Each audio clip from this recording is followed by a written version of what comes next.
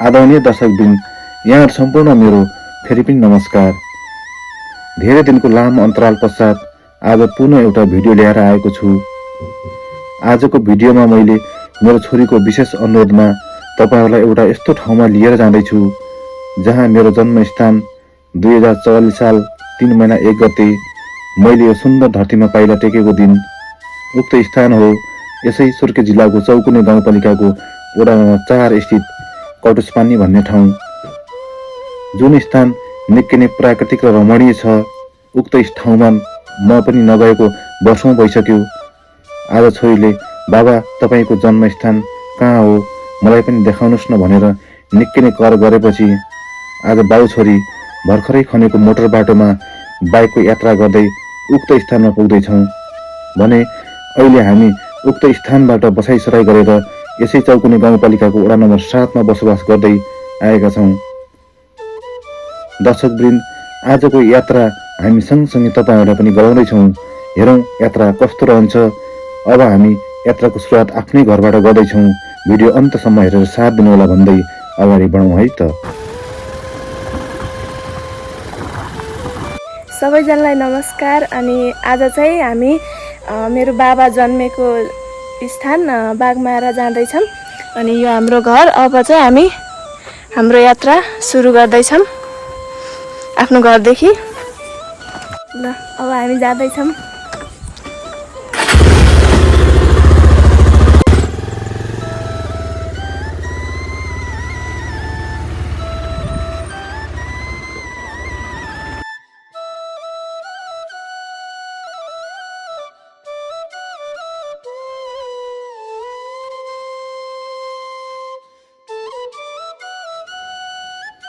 दर्शकवृन्द, हामी घरबाट निस्केको केही समयमै मूल सडक मदन भण्डारी राजमार्गलाई भेट्यौँ।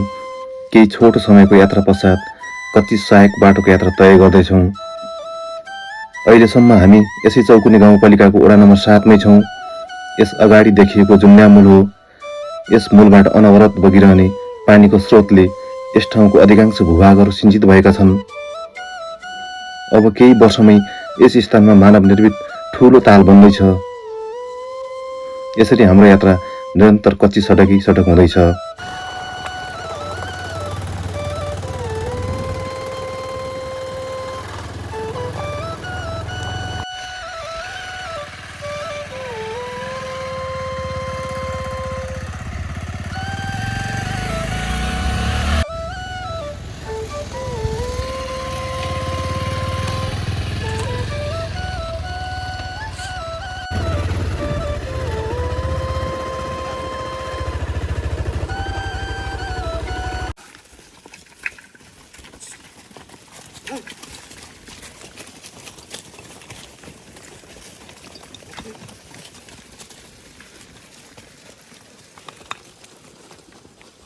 यो हो जुके पानी। यहाँ पानीमा जुका भेटिने भएकाले यसको नाम जुके पानी राखिएको हो। यो अहिले खडेरीमा घटेर सानो आकार लिए पनि बर्सातमा यसले ठुलै रूप लिन्छ। यसबाट बगेको पानीले तलतिरको कोलगाड भन्ने बस्तीलाई सिँचाइको लागि ठुलो योगदान पुर्याउने गर्छ।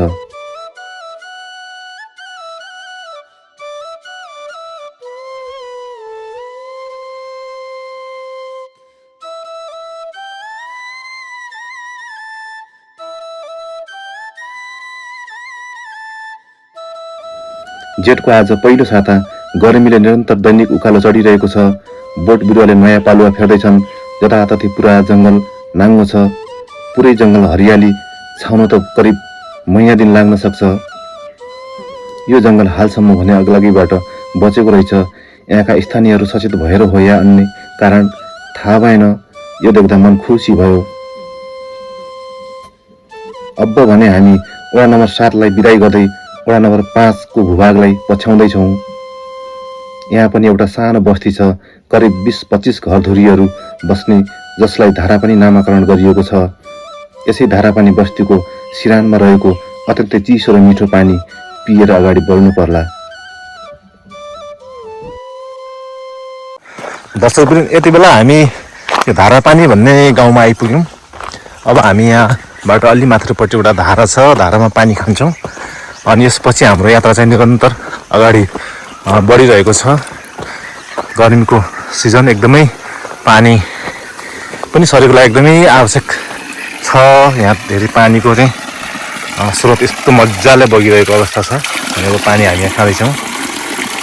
कस्तो छ पानी? माथि पहाडदेखि आएको पानी हो यो।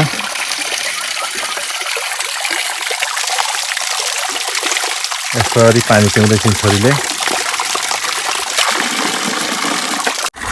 दसैँ पनि म पानी पिउँदैछु है। यस्तो मजा चिसो पानी।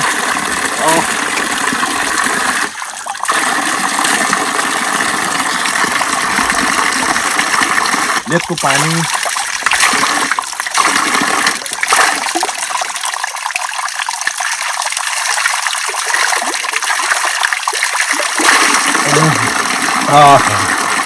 एकदमै चिसो पानी। चिउरी माटाले खसालेको चिउरी पाकिसकेको पाक्ने बेला भइसक्यो। अब धेरै पाकेको छ कि छैन।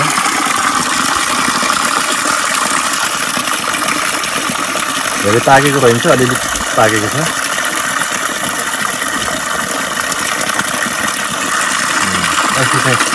बिहा यसबाट तेल निस्किन्छ। धारा पानीको चिसो र मिठो पानी खाए पश्चात हामीले हाम्रो यात्रालाई निरन्तर अगाडि बढाउँदैछौँ। निकै नै घनाघोर जङ्गल र गाई बाख्रा हिँड्ने गोरेटो बाटोलाई खनेर बनाएको सडकमा निकै नै होसियारीपूर्वक आफ्नो सवारी साधनलाई गुडाउँदैछौँ। बाटो तल बेसीतिरका बस्ती र निरन्तर अविरल अनवरत बगिरहने कर्णाली नदीलाई निहाल्दै थप ऊर्जा र जोसका साथ यात्रा अगाडि बढ्दैछ। यसै यात्राले अब हामीलाई रानागैरा भन्ने एउटा गाउँमा पुर्यायो। निरन्तर हाम्रो यात्रा जारी नै छ। यति बेला हामी रानागैरा भन्ने ठाउँमा आइपुग्यौँ। यसबाट यो बाटो एउटा बाटो यतातिर जान्छ। यो बाटो भनेको रेक्चा जाने बाटो हो। रेक्चा भनेको एउटा यस्तो ऐतिहासिक ठाउँ हो कि जो पहिलाको चाहिँ पञ्चायतकालीन व्यवस्थामा चाहिँ यहाँको चाहिँ रेक्चा पञ्चायत भन्ने ठाउँ, यो समग्र हाम्रो बस्तीलाई चाहिँ रेक्चा पञ्चायत भनेर भनिन्थ्यो। भने त्यसको चाहिँ प्रशासनिक ठाउँ भनेको यो माथि एउटा समतल परेको चाहिँ एउटा सानो उपत्यका परेको एउटा चाहिँ भूभाग छ, जहाँ चाहिँ 20-25 वटा घरहरू भएको एउटा सानो बस्ती छ।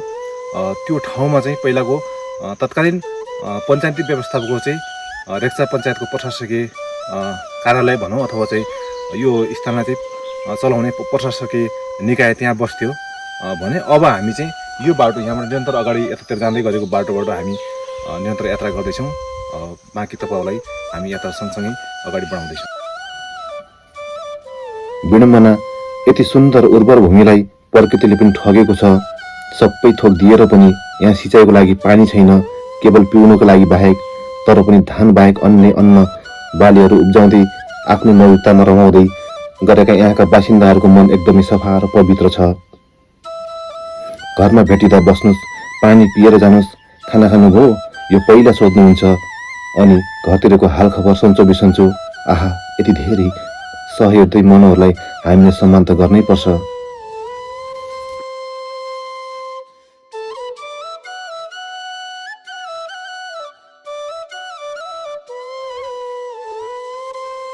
कहाँदेखि ल्याउनु भएको यो बाख्राहरू? कहाँदेखि ल्याउनु भएको यो? ए, लगाउनु पर्ने कहाँ होला? ए, त्यहाँ भोलिको लागि।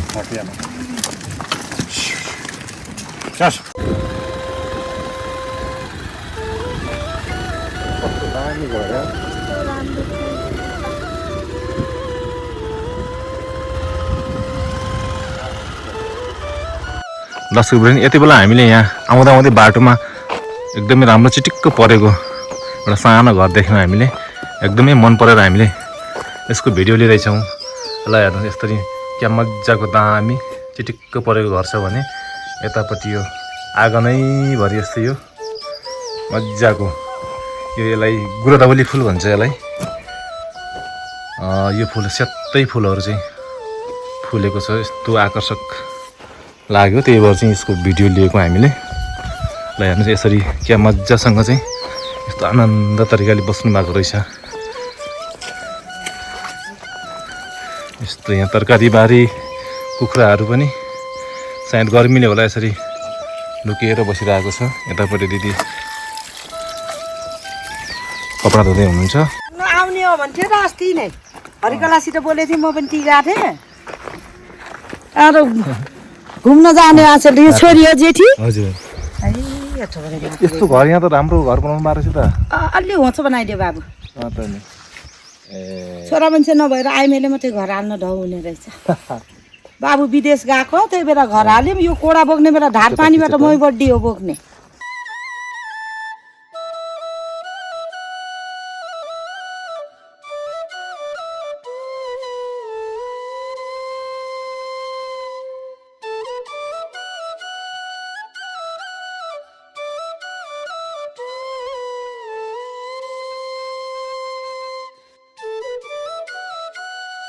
हाम्रो देश नेपाल यसै त कृषि प्रधान देश भनिन्छ। यहाँका बासिन्दाहरूले परम्परागत कृषि प्रणालीबाटै आफ्नो जोहो गर्दै आइरहेका छन्। पछिल्लो समयमा अहिले बाख्रा पालन व्यवसायतर्फ धेरै नै आकर्षित भएको पाइन्छ। यहाँका खसी बाख्राहरू काठमाडौँ पोखरा लगायत अन्य ठुला ठुला सहरहरूमा निर्यात हुन्छन्। अहिले आएर नगदे बालीको रूपमा बाख्रा पालन व्यवसाय विस्तारित भएको देख्दा साह्रै नै खुसी लागेर आयो। यसरी निरन्तर यात्राको क्रमसँगै हामी केही बेरमा यो धास्के भन्ने स्थानमा आइपुग्यौँ।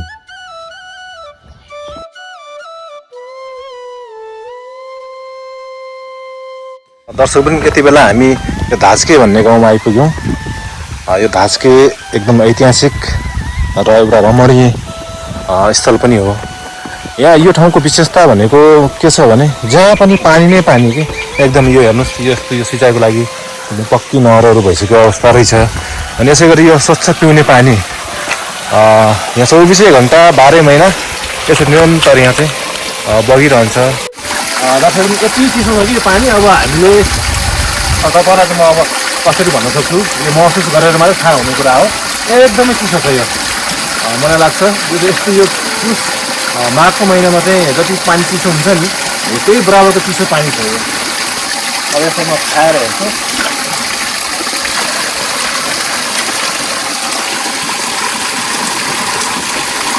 आहा यहाँबाट खायो भने यहाँ धेरै चिसो हुने हिसाबले चाहिँ पानी छ। मौका मिल्यो भने तपाईँहरू पनि यो पानी खाएर टेस्ट गर्नु होला, एकदमै राम्रो छ। हामी अझै निरन्तर यात्रामा छौँ। केही बेरको उकालो पश्चात हामी भुम्के भन्ने गाउँमा पुग्यौँ। वरिपरि डाँडा काँडाले घेरिएको उपत्यका जस्तै परेको सानो एउटा सम्म भूभाग छ, जहाँ केरा सुन्तला नासपतिदेखि लिएर विभिन्न प्रकारका फलफुलहरू उत्पादन हुने स्थान पनि हो। बस्तीको सिरानमा भएको पानीको स्रोतले यस ठाउँलाई जीवन्तता प्रदान गरेको छ। धान गहुँ मकै कोदोदेखि लिएर सम्पूर्ण अन्न बालीहरू उब्जनी हुने अति उब्जाउशील माटोले यहाँको खाद्य सङ्कटलाई टारेको पाइन्छ। अति आवश्यक नुन तेल किरानाका सामानदेखि लुगा लत्ता भाँडाकुँडाका पसल र खाजा नास्ता र बास बस्न समेत मिल्ने होटलको समेत व्यवस्था छ। कुनै बेला त यो छिमेकी जिल्ला अछाम कर्णाली छेउछाउका गाउँ बस्तीहरूका नागरिकहरूका लागि व्यापारिक स्थान पनि थियो। हाल आएर त्यतातर्फ गाडीको सुविधाका कारण यो स्थानको चहलपहलमा कमी आएको छ।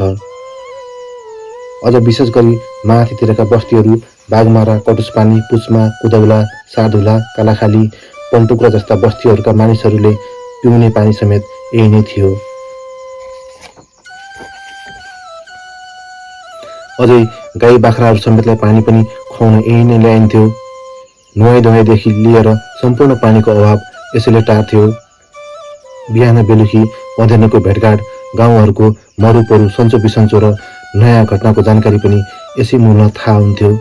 तर हाल आएर गत वर्ष मात्रै कादुरी नामक एक गैर सरकारी संस्थाले सोलर पम्पिङ मार्फत यो मूलभन्दा माथिको करिब 104 घरधुरीलाई पानीको सुविधा प्रदान गरेको कारण माथिल्लो बस्तीका नागरिकहरू आउन छाडेका छन्। यति धेरै नागरिकलाई जीवन दिने पानीको स्रोत भूमकी मूललाई नजिकबाट निहालौँ है त।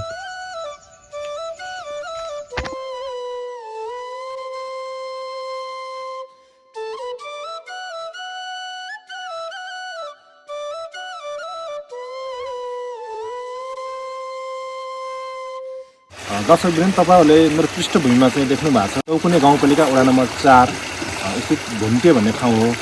यतापट्टि पनि गाउँ छ, यतापट्टि खेत रोपाइ अब हुने अब तयारीमा छ भने एकदम ठुलो पानीको स्रोत छ। यो स्रोत भनेको एकदमै निरन्तर जहिले पनि हिउँदो बर्खा चाहे 24 घन्टा चाहिँ यो कहिल्यै पनि नसुक्ने अविरल पानीको स्रोत भएको स्थान हो। यो ठाउँमा तपाईँहरू यात्रा गर्दै हुनुहुन्छ भने यो ठाउँको रमाइलो पक्ष र सकारात्मक कुरा के छ भने यहाँ कहिले पनि पानीको चाहिँ असुविधा हुँदैन। जहिले पनि पानी चाहिँ निरन्तर रूपमा चाहिँ आइरहने पानीको स्रोत भएको स्थान हो भने अहिले चाहिँ यो खडेरीमा चाहिँ यत्रो छ भने पछिल्लो बर्खामा झन् यसको डबल टेबल 3 भाग ठुलो हुने गर्छ।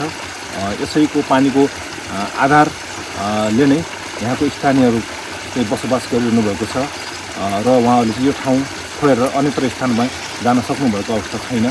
दर्शकवृन्द, अब भने हामी हाम्रो गन्तव्यको नजिक पुग्दैछौँ। घरबाट हिँडेको करिब 1 घन्टा हुन लाग्यो। आखिर बाटो कच्ची र उकालो ओह्रालो भए पनि त्यति धेरै असहज र अप्ठ्यारो भने छैन। तल बेसीतिरको करिब 35-40 डिग्रीको तापक्रममा उकुस मुकुस भएका हामीलाई यहाँको सिरसिरे लेकाली बतासले राहत प्रदान गरेको छ।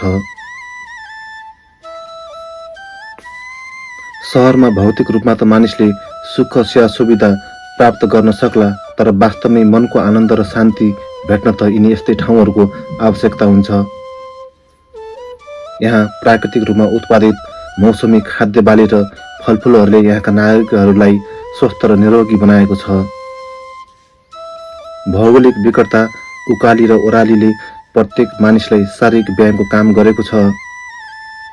एउटा कुरा, यहाँका मानिसहरूमा धन दौलत र सम्पत्ति त नहोला, तर त्यसले उपलब्ध गराउने सेवा सुविधा आलो पालो अर्म पर्म र सापटीले पुरा गर्छ र त यहाँका मान्छेहरू यसैमा खुसी देखिन्छन्।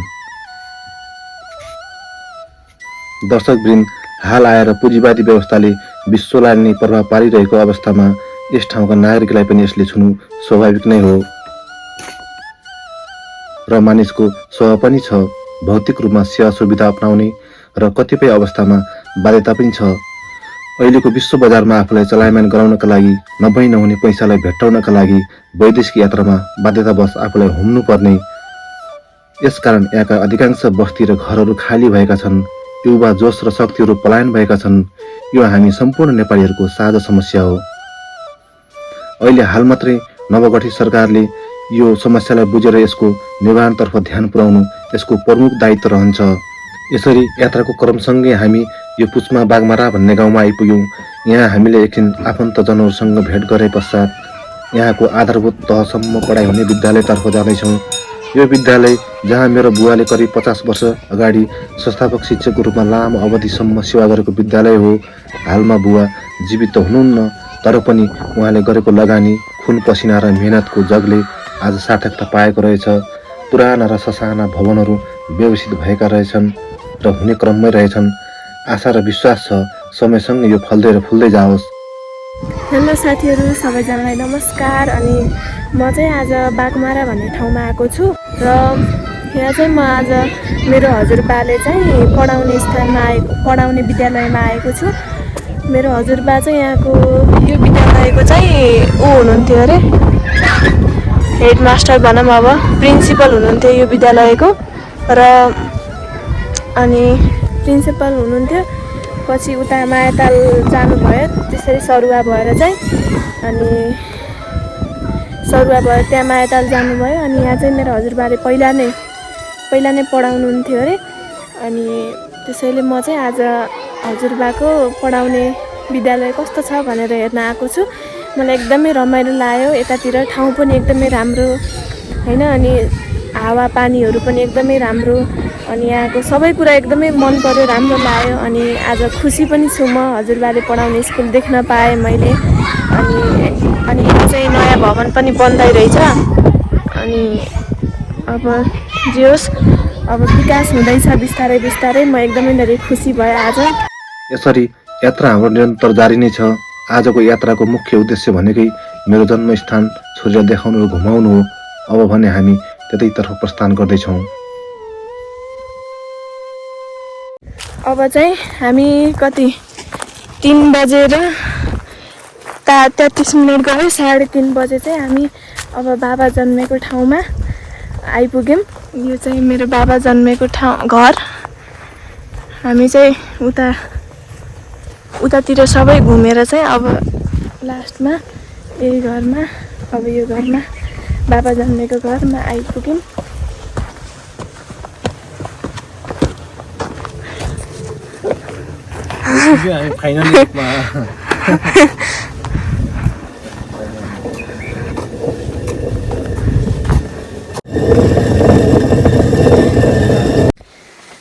यो चाहिँ मेरो बाबा जन्मेको घर हो पहिला नै, अनि 2044 सालमा। अनि यहाँ चाहिँ सुन्तलाको बुट्टा छ, यहाँ चाहिँ सबै छ, सबै पाइन्छ। यहाँ केरा, सुन्तला, अब सबै फलफुलहरू, तरकारीहरू सबै उत्पादन हुने ठाउँ हो। अनि यहाँ चाहिँ बाख्राहरू पनि रहेछ, उता भैँसीहरू सबै रहेछ। अनि मेरो बाबा चाहिँ यहीँ जन्मिनु भएको, मेरो फुपूहरू पनि यहीँ जन्मिनु भएको। मेरो बाबा चाहिँ यहाँनिर यही सुन्तलाको बुट्टामा चाहिँ जन्मिनु भएको रहेछ पहिला चाहिँ। यहाँनिर यो सुन्तलाको बुट्टा भएको ठाउँमा चाहिँ जन्मिनु भएको रहेछ। यहाँ त कस्तो हावा लागेर शीतलो भएको छ। उता गुठीतिर चाहिँ एकदमै गर्मी हुन्थ्यो, हावा पनि लाग्थेन। यहाँ आएदेखि त पसिना पनि आएको छैन हामीलाई। दर्शकवृन्द, आजको भिडियो तपाईहरूलाई कस्तो लाग्यो? कुनै सल्लाह सुझाव प्रतिक्रिया भए कमेन्टमा उल्लेख गर्नुहोला। साथै मन परे एक लाइक पनि गरिदिनु होला भन्दै अब फेरि नयाँ भिडियोमा भेट्ने बाचा गर्दै बिदा हुन्छौँ। हवस् त, धन्यवाद, नमस्कार।